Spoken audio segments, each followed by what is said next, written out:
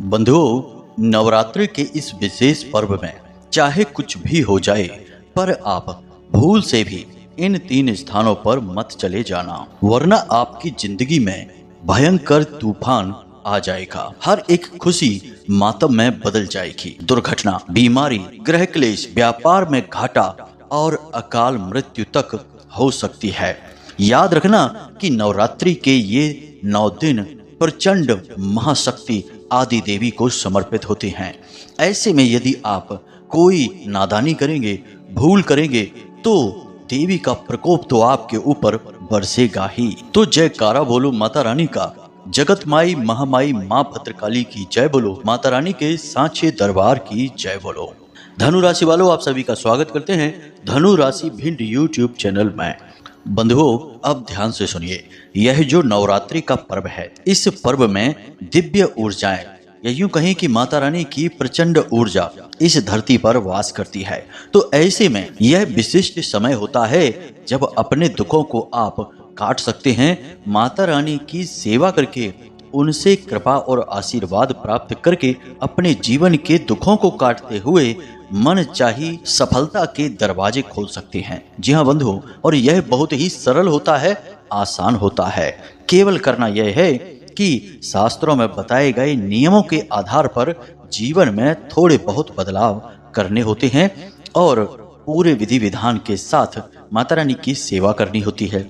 अब सेवा करने से मतलब यह नहीं है कि आप दिन रात बस माता रानी की सेवा में ही तत्पर खड़े रहें, बस मन में माता रानी का ध्यान करते रहें। सुबह शाम माता रानी के नाम से एक एक दीपक अपने पूजा घर में जलाते रहें। प्रसाद, फूल, धूप, दीप आदि से माता रानी का सुबह शाम अपने घर में नित्य पूजन करते रहें। साथ ही साथ कुछ बहुत ही शक्तिशाली और बहुत ही दिव्य उपायों के विषय में भी हम आपको अपने पिछले कई कार्यक्रमों में बताते चले आ रहे हैं। माता रानी से जुड़े हुए उपाय भी हमने आपको बताए हैं, तो उन उपायों को भी करते रहें। उनसे आपको विशिष्ट लाभ प्राप्त होंगे। बस इतना करने से ही जीवन में माता रानी की कृपा तो आएगी ही, साथ ही साथ चित्त शुद्धि, परिवार और घर के माहौल में पवित्रता, और इस सब से कहीं बढ़कर आपके जीवन के ऐसे ऐसे कष्ट जिनके लिए आपको कोई रास्ता नहीं सूझ रहा है, उन सब से आपको मुक्ति प्राप्त होने लगेगी।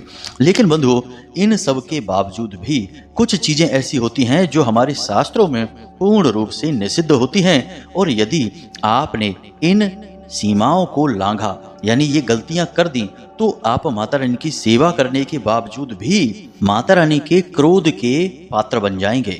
जी हाँ बंधु, और याद रखना कि एक बार यदि माता रानी क्रोधित हो गई तो वे किसी को भी नहीं छोड़ती हैं। स्वयं भोले बाबा के भी सीने पर लात रख दी थी। बहुत ही विध्वंसक हैं। इसलिए इस नवरात्रि के विशेष समय में, जिसे हम शक्ति काल कहते हैं, जो माता रानी के साधक होते हैं वे इस समय को बहुत अच्छी तरह से उपयोग करना चाहते हैं और इस समय में बड़ी बड़ी सिद्धियां हासिल कर लेते हैं। जी हाँ बंधुओं, तो कुछ काम ऐसे होते हैं जो पूर्ण रूप से निषिद्ध होते हैं।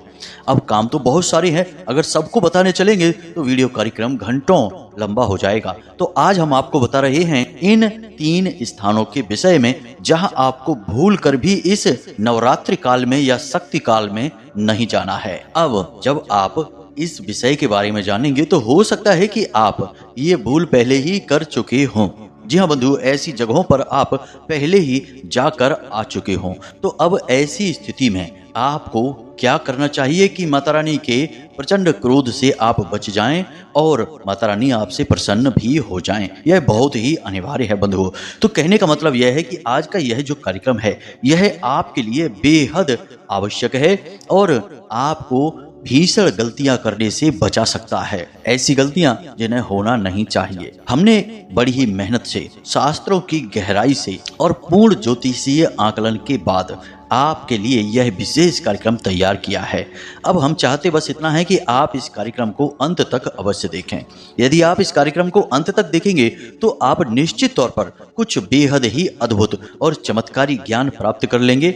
जीवन में बहुत उन्नति भी हासिल करेंगे, माता रानी की सीधी कृपा भी हासिल करेंगे। और जब आपको यह सब कुछ प्राप्त होगा तो हमें बेहद खुशी प्राप्त होगी, क्योंकि जन सेवा ही हमारा मुख्य लक्ष्य है। माता रानी की सेवा के माध्यम से हम आप सबकी सेवा कर रहे हैं और हम चाहते हैं कि यह जो कार्य है और बढ़े, दिन रात बढ़े और लाखों करोड़ों लोगों तक यह शुद्ध विशुद्ध ज्ञान पहुंचे, ताकि सभी का मार्गदर्शन हो सके। तो बस इस कार्यक्रम को अंत तक देखें और हमारी मेहनत को सफल बनाएं। चलिए बंधु, आज के इस विशेष कार्यक्रम की शुरुआत करते हैं, लेकिन इससे पहले हम चाहेंगे कि आप माता रानी को आभार अवश्य व्यक्त करें, क्योंकि माता रानी की कृपा और आशीर्वाद के बिना तो इस संसार में एक पत्ता भी नहीं हिल सकता है।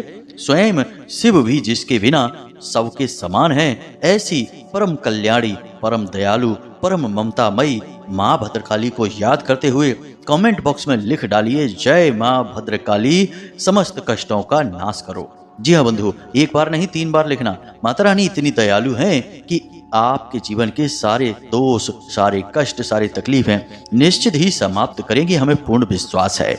इसी के साथ साथ बंधु, आप यदि इस चैनल कार्यक्रम पर पहली बार आए हैं तो आप इस चैनल को सब्सक्राइब अवश्य कर लें। हम प्रतिदिन आपके लिए सर्वश्रेष्ठ, समय उपयोगी, ज्ञानवर्धक कार्यक्रम लेकर आते रहते हैं। साथ ही साथ यदि आप इस चैनल को सब्सक्राइब करेंगे तो आप न केवल हमारे बल्कि माता रानी के दिव्य परिवार के सदस्य भी बन जाएंगे और माता रानी की सीधी कृपा और आशीर्वाद आपको प्राप्त होने लगेगी। तो चलिए जल्दी से चैनल को सब्सक्राइब करिए, फिर आगे बढ़ते हैं। तो बंधु, अब ध्यान से सुनिए। यदि आप किसी दिव्य शक्ति की कृपा चाहते हैं तो सीधी सी बात है, बड़ा ही सरल नियम है कि आपको कोई भी ऐसा कार्य अपने जीवन में शामिल नहीं करना है, या आपको कहीं ऐसे किसी स्थान पर नहीं जाना है जहां नकारात्मक ऊर्जाओं का वास होता है। क्योंकि जिन्हें हम नकारात्मक ऊर्जाएं कहते हैं, असल में वे अशुद्ध ऊर्जा के पुंज होते हैं, यानी कि वहां से अशुद्ध ऊर्जाएं उत्सर्जित हो रही होती हैं।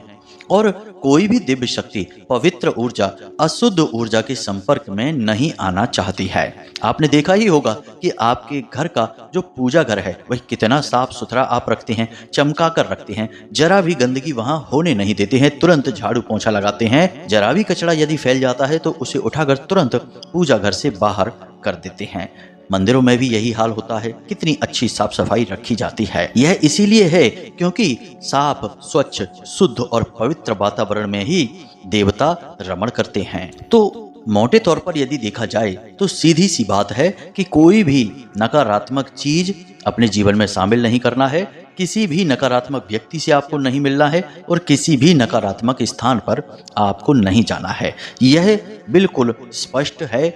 यदि आप इस नियम को मानकर चलते हैं तो आपकी पूजा फलित होने लगेगी, देवताओं की नजर आपके ऊपर पड़ने लगेगी और आपके जीवन में धीरे धीरे बदलाव शुरू हो जाएगा। लेकिन अब इतना कह देने मात्र से बात बनती नहीं है। कारण इसका यह है कि आज के इस मिलावटी दौर में जब सब चीजों में मिलावट चल रही है, पता ही नहीं चलता कि कौन सा स्थान पवित्र है और कौन सा स्थान अपवित्र है।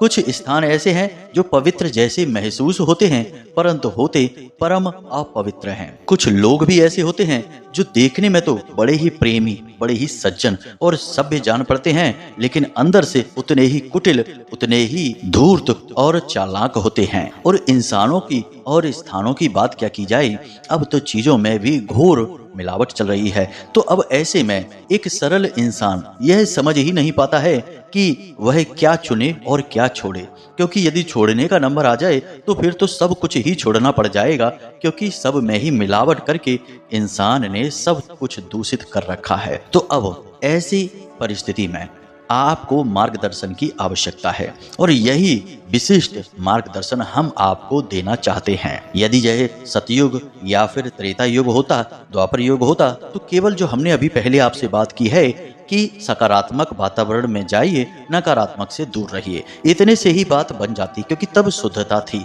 लेकिन अब कलयुग में बात नहीं बनेगी। अब आपको चीजें ज्यादा विस्तार से समझनी होंगी और हमें आपको समझानी पड़ेंगी। तो अब यहाँ तक आप समझ चुके हैं कि इस कार्यक्रम को बनाने का मुख्य उद्देश्य क्या है। अब ध्यान से सुनिए, हम आपको सारी बातें पूरी विस्तार के साथ बताने जा रहे हैं और कैसे मिलावटें हो जाती हैं कि आप भ्रमित हो जाते हैं, चकमा खा जाते हैं और जानबूझकर नकारात्मक चीजों और नकारात्मक स्थानों पर चले जाते हैं। तो अब ध्यान से सुनिए, यदि आपके घर का ही कोई सदस्य किसी गटर में गिर जाता है, नाली में गिर जाता है या पूरी तरह से कीचड़ से सना हुआ आपके सामने आकर खड़ा हो जाता है, तो आपका बर्ताव उसके प्रति क्या होगा? बेशक वह आपके घर का सदस्य है, आपका अपना ही है, लेकिन आपका बर्ताव उससे यह होगा कि आप उससे दूरी बनाएंगे, उससे चिपकेंगे नहीं, उसे गले से नहीं लगाएंगे, उसे प्रेम नहीं करेंगे।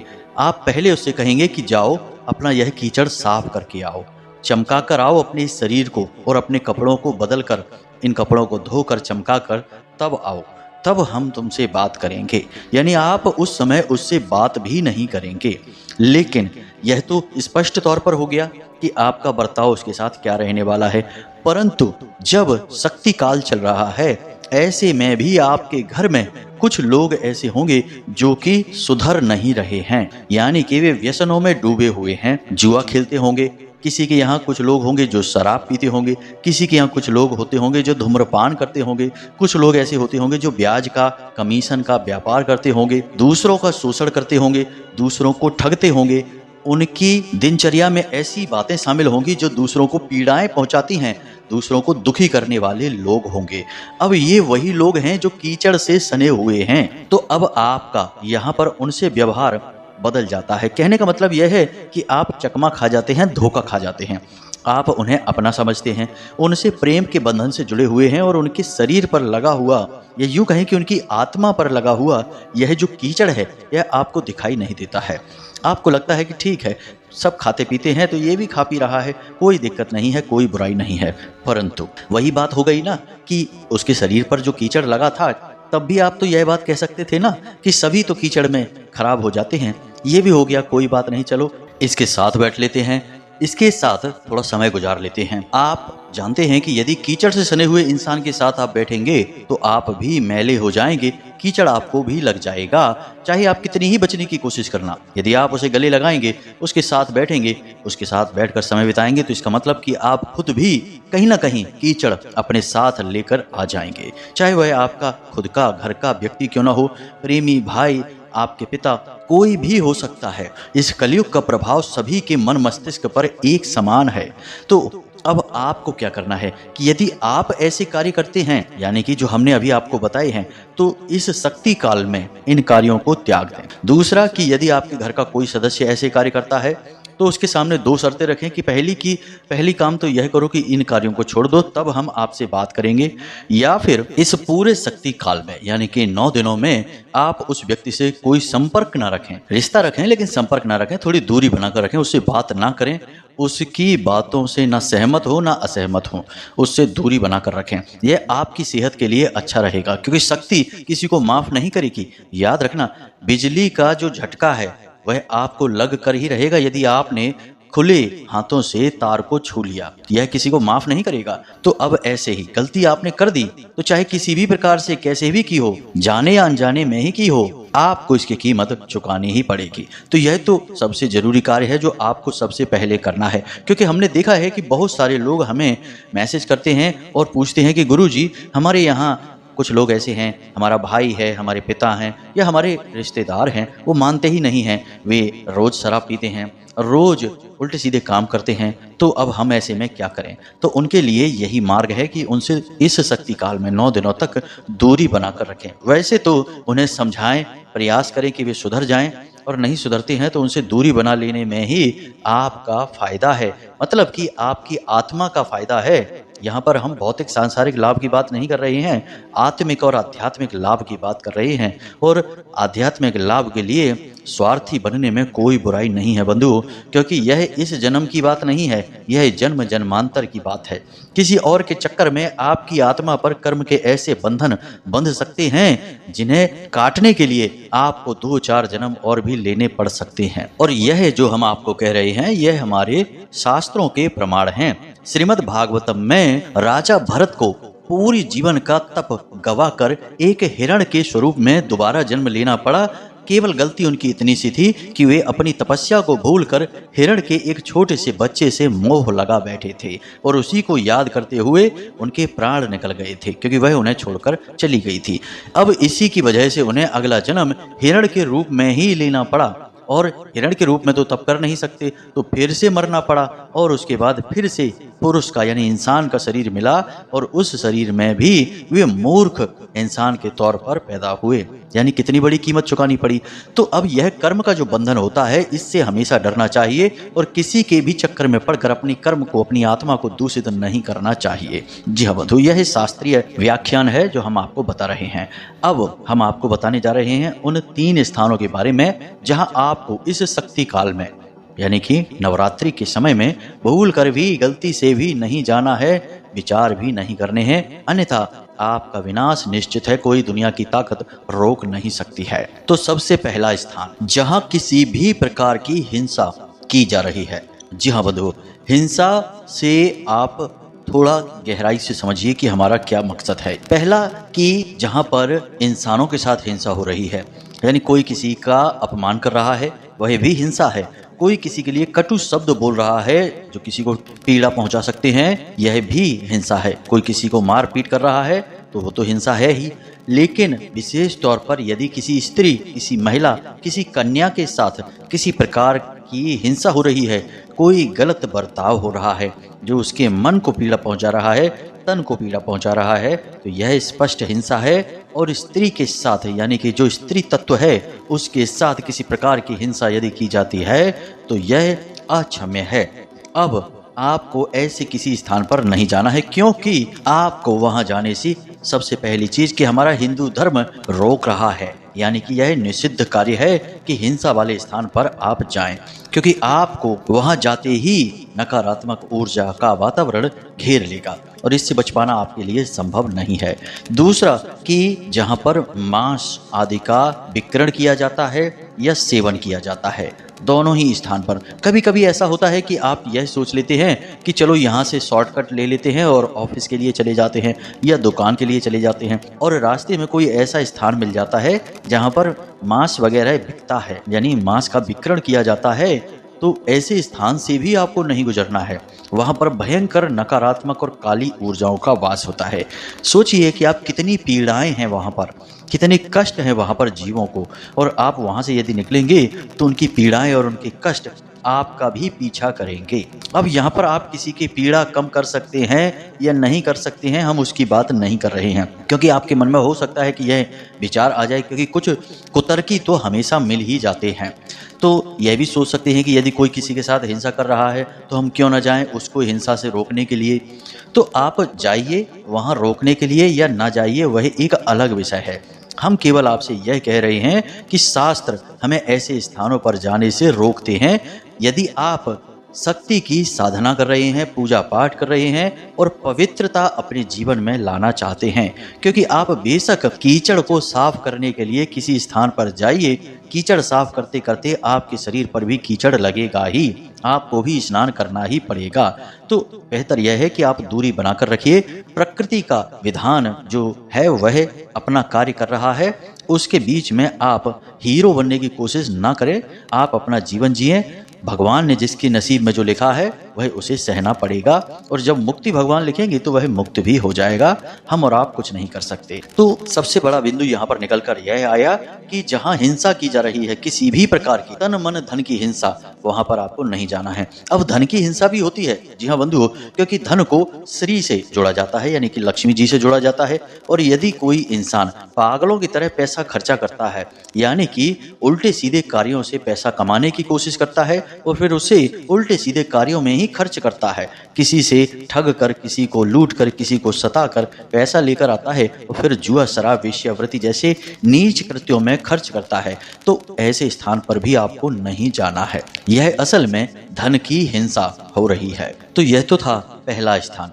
अब बात करते हैं दूसरे स्थान की, यह भी बेहद महत्वपूर्ण है और यहाँ पर आप बड़ी आसानी से भ्रमित हो जाएंगे। जैसा हमने आपसे शुरुआत में ही कहा था कि कैसे आप चकमा खा जाते हैं और समझ नहीं पाते हैं कि यह सही जगह है या गलत जगह है। तो ध्यान से सुनिए, कोई एक ऐसा स्थान जहाँ पर दो लोग किसी तीसरे व्यक्ति के बारे में उल्टी सीधी बातें कर रहे हैं, यानी कि उसका मान मर्दन कर रहे हैं, उसके सम्मान को क्षति पहुंचा रहे हैं, मतलब कि उसे नीचा दिखा रहे हैं, उसके बारे में चुगलियां कर रहे हैं, उल्टी सीधी बातें कर रहे हैं, या यूं कहें कि आजकल की चलती फिरती भाषा में कहते हैं कि किसी के मजे ले रहे हैं। यदि आप ऐसे स्थान पर जाते हैं तो निश्चित ही आपका भी मन करेगा, क्योंकि इंसान इंद्रियों का गुलाम है, तो वह भी ऐसे कार्यों में आनंद लेने लगता है। तो आपका भी मन करेगा और दो बातें आप भी कह देंगे, और जैसे ही आप दो बातें कहेंगे वैसे ही आपके ऊपर दोष लग जाएगा। हमारे शास्त्र इस जगह पर जाने से साफ मना करते हैं। श्रीमद् भागवतम में जब कलियुग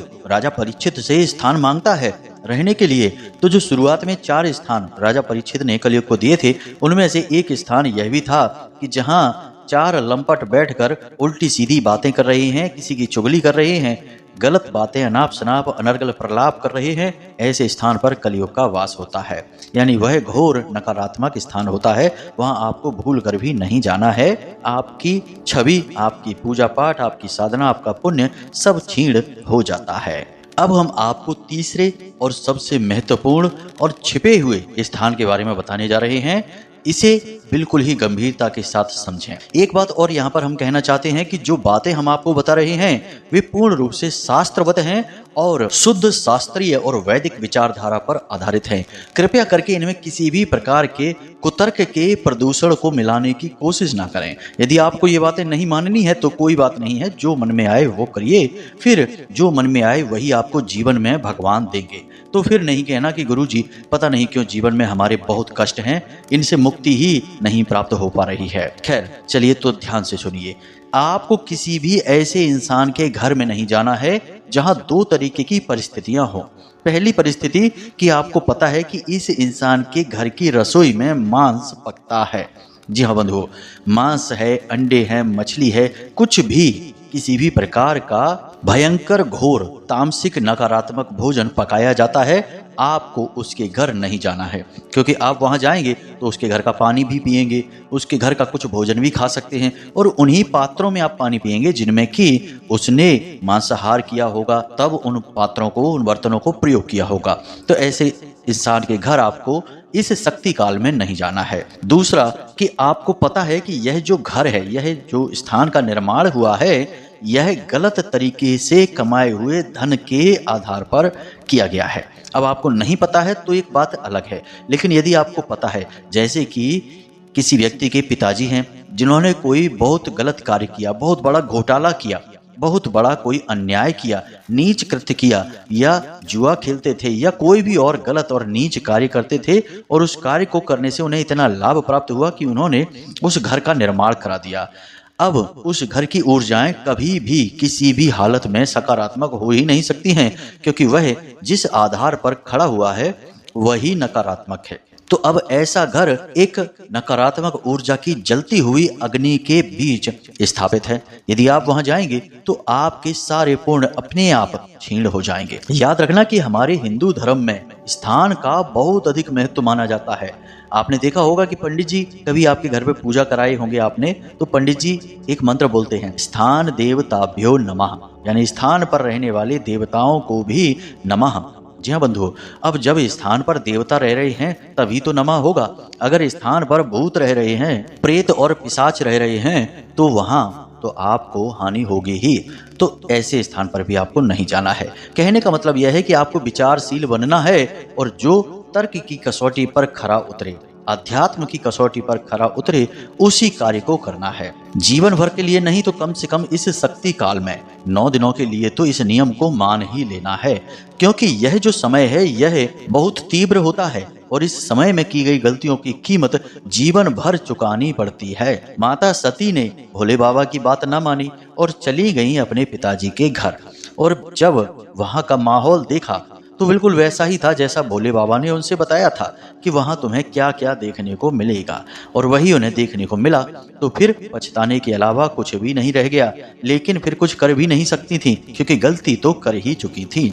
तो उन्हें अपनी देह त्याग करके ही उस गलती से मुक्ति प्राप्त हो सकी। तो गलतियां कभी ना करें, क्योंकि कुछ गलतियां ऐसी होती हैं जिनकी क्षमा नहीं होती है। जी हाँ बंधु, अब आप अपने खुद के नियम बनाकर बैठे हैं या फिर यूं कहें कि आप कुतर्क में विश्वास रखते हैं और उसे विज्ञान कह देते हैं कि आज का युग तो विज्ञान का युग है, हम इन सब बातों को नहीं मानते हैं, ये सब बेकार की बातें हैं। तो कोई बात नहीं है, मत मानिए, कोई आपको जबरदस्ती नहीं मनवा रहा है।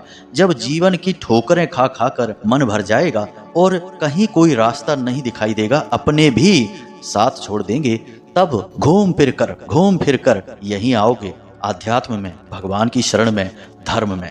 गाय कितनी ही दूर चारा खाने चली जाए लेकिन लौट कर वहीं आती है, अपने खूंटे के पास, जहां उसे किसान बड़े प्यार से खाना खिलाता है, पानी पिलाता है। जी हाँ बंधु, तो वही हाल इंसान का है कि भटकेगा बहुत और बाद में जब सब कुछ सह लेगा तो लौट कर वहीं आएगा। पहले ही पहुंच जाए तो फिर क्यों परेशानी हो। इसीलिए तो तुलसी बाबा ने कहा है, दुख में सुमिरन सब करे, सुख में करे न कोई, जो सुख में सुमिरन करे तो दुख काहे को होए। तो आज का यह कार्यक्रम यहीं पर समाप्त करते हैं। यदि आपके मन में कोई प्रश्न उठ रहा है इन बातों को लेकर तो आप कमेंट करके पूछें या फिर व्हाट्सएप नंबर पर मैसेज करके भी पूछ सकते हैं। समय मिलने पर हम आपके प्रश्नों के जवाब जरूर देंगे। इस समय व्यस्तता बहुत है, माता रानी की सेवा भी करनी पड़ रही है, यही हमारा परम धर्म है, प्रथम धर्म है। तो इसमें हम ज्यादा समय दे रहे हैं, इसलिए हो सकता है कि आपके सवालों के जवाब समय पर ना मिल पाए। हम वैसे कोशिश करते हैं कि वीडियो में ही सारी बातें विस्तार से आपको बता दें, तो थोड़ा आप इंतजार करें। यदि समय पर जवाब ना मिल रहा हो तो व्याकुलता ना दिखाएं। इसी के साथ साथ आज के इस कार्यक्रम को समाप्त करते हैं। हमेशा हंसते रहिए, मुस्कुराते रहिए, सकारात्मक रहिए और दिन में एक बार मंदिर अवश्य जाइए, क्योंकि आपका उद्धार तो उन्हीं की कृपा से होना है। तो प्रेम से बोलिए, जय माई की, जय मां भद्रकाली। माता रानी आपका कल्याण करें। धन्यवाद।